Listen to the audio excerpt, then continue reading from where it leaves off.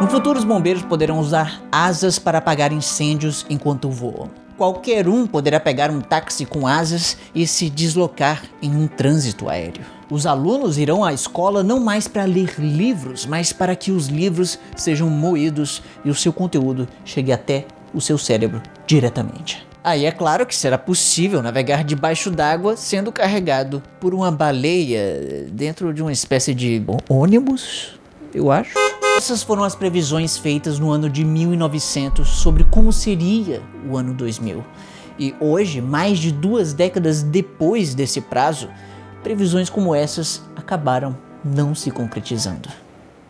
Graças a Deus. Agora, o que me deixa mais perplexo nessa história toda é como que foi possível que essas previsões fossem tão erradas a ponto de serem totalmente ridículas. Por que aparentemente é tão difícil prever o futuro da humanidade? Essas previsões absurdas foram feitas não por especialistas, mas por Jean-Marc Coté e outros artistas franceses.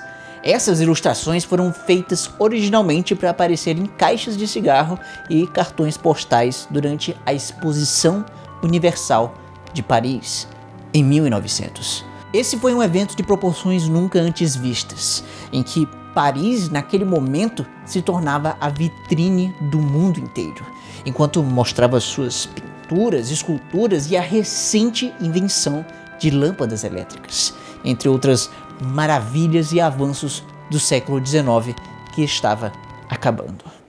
Era como se fosse uma retrospectiva da Globo, só que do século inteiro. E isso quer dizer que o negócio lá era sério.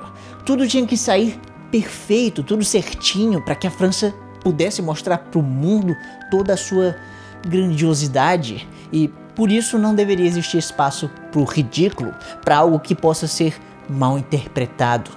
Então, aquelas ilustrações teriam que ter um mínimo de aceitação das pessoas da época. O que eu quero dizer é que, apesar dessas previsões não terem sido feitas por especialistas, o espaço que elas ocupavam na época era de tamanho prestígio e destaque que as pessoas naquela época achavam que seria plausível nos anos 2000 existir uma espécie de bombeiro borboleta. E sinceramente eu não me sinto no direito de zoar essa galera. Talvez pela baleia ônibus. Mas o ponto é que nós estamos em uma situação muito confortável, porque nós já sabemos como foi o mundo dos anos 2000. Mas tenta aí agora se pôr no lugar dessa galera. Tenta aí imaginar como que seria a sociedade, nem daqui 100 anos não, mas somente daqui 50 anos. Como que você acha que ela realmente vai ser? Bom, foi isso que foi perguntado para estudantes na África do Sul durante o Apartheid. O Apartheid foi um período de forte segregação racial institucionalizada na África do Sul. Essa estrutura social privilegiava brancos e excluía negros. E dentro desse contexto, o cientista recebeu previsões sobre o futuro do Apartheid vinda de estudantes brancos e negros, o que acabou gerando um resultado interessante. Os estudantes negros apresentaram uma tendência em prever o fim do Apartheid em 50 anos, enquanto que os brancos esperavam mais pela sua continuação. E cerca de 30 anos depois do famoso estudo, o Apartheid teve o seu fim.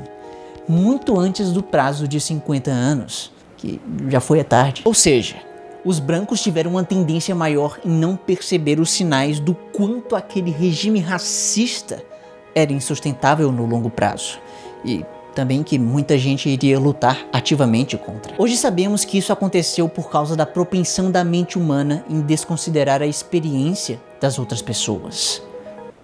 O que é uma merda? É como ir a uma entrevista de emprego e achar que provavelmente é você que vai conseguir a vaga, porque você acha que possui um currículo acima da média, mesmo sem saber qual é a média. Sem nem ter conhecimento do currículo dos outros candidatos à vaga, é comum pessoas acharem que estão acima da média na hora de uma entrevista de emprego.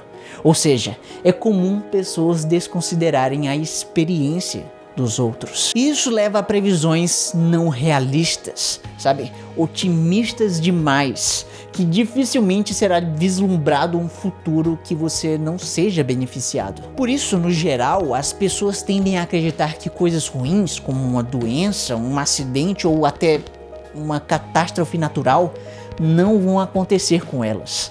Ou, pelo menos, são mais improváveis de acontecer do que com a média das outras pessoas. Mas, às vezes, esse tiro sai pela culatra. Um dos exemplos mais impressionantes desse viés da mente humana foi registrado por um estudo feito no estado do Texas, nos Estados Unidos, um lugar conhecido por, às vezes, estar na rota de alguns furacões. Em entrevistas feitas em diversas cidades, os moradores tendiam a julgar que a sua cidade tinha menos chances do que as outras de ser atingida por furacões. E não só isso, mas durante o estudo, uma cidade foi atingida por um furacão e os habitantes ainda assim continuavam dizendo que lá era mais seguro do que a média. Foi apenas com um golpe do destino que a mesma cidade foi atingida mais de uma vez durante o estudo. E foi só aí que as pessoas começaram a pensar que talvez a sua cidade não seja tão isenta assim de furacões. Então, nós podemos dizer que é preciso 2 furacões para fazer alguém mudar de ideia sobre o futuro. Talvez eu tenha me enganado um pouco. Nós temos esse desejo dentro da gente, uma espécie de esperança de que as coisas deem certo e fique tudo bem. O que inclusive é uma característica que pode ter sido selecionada durante a nossa história evolutiva. Isso pode ter sido algo que diminuía a carga de estresse dos nossos antepassados, porque a sua vida com certeza seria mais difícil se você ficasse o tempo inteiro achando que na sua frente iria aparecer um leão ou um coach quântico. Ou seja, mesmo que o mundo mostre evidências de que estamos errados, o nosso cérebro tende a dar prioridade às informações que reafirmam as nossas crenças já estabelecidas. Por isso, quanto mais crenças intocáveis nós temos, maior é a chance da gente tentar moldar a realidade às nossas ideias do que as nossas ideias à realidade. O que, por sua vez, nos leva a concepções erradas sobre o presente e, mais ainda, sobre o futuro. E o tipo de crença que mais limita as nossas previsões do futuro é de que a tecnologia e a sociedade inteira vão continuar seguindo os mesmos princípios que nós temos hoje. Se você perguntar para uma pessoa hoje como que ela espera ser os meios de transporte daqui 100 anos no futuro, essa pessoa pode te responder que haverá talvez uma economia compartilhada de carros autônomos graças a uma avançada inteligência artificial integrada com satélites de GPS. E alguém de 100 anos atrás talvez diria para você que o futuro seria uma baleia ônibus. 100 anos atrás, as pessoas tinham as crenças e as limitações sociais e tecnológicas da época. Para eles era impossível imaginar um mundo digital porque isso simplesmente não existia ainda. Não passava na cabeça das pessoas que carros podiam se dirigir sozinhos, muito menos que seria possível existirem objetos feitos pelo homem lá no espaço. O que restava para eles nada mais era do que se agarrar ao mundo que eles conheciam e assim extrapolar.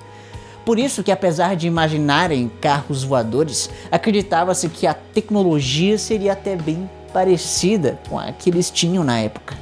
Apenas o domínio dela seria maior. O avanço para eles, na verdade, seria a conquista do ar e dos mares. No longo prazo, a tecnologia muda a sociedade e a sociedade muda a tecnologia de maneiras que são muito difíceis de se prever.